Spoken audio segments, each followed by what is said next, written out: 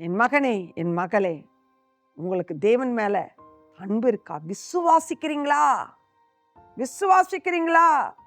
நீங்க விசுவாசித்தா உங்களுடைய எல்லா பிரச்சனைகளையும் மறந்து, கர்த்தர் எப்படிப்பட்டவர், அவர் மகத்துவம் எப்படிப்பட்டது, அவர் வல்லமை எப்படிப்பட்டது என்பதை நீங்க வாயில் தேவனுடைய வார்த்தையை தாவீது எப்படி சொல்லி அவர் துதிக்கிறார் பார்த்து அதை செய்யுங்களேன். எல்லா கட்டும் உடையும்.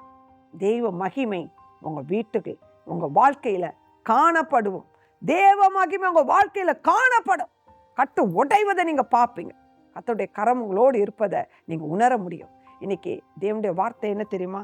சங்கீதம் 18:46, கர்த்தர் ஜீவன் உள்ளவர், என் கண்மலையானவர் துதிக்கப்படுவாராக, என் ரட்சிப்பின் தேவன் உயர்ந்திருப்பாராக.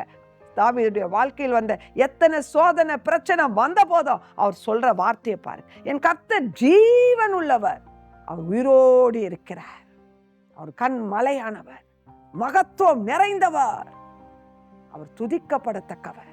அவரை துதிங்க, அவரை மகிமைப்படுத்துங்க.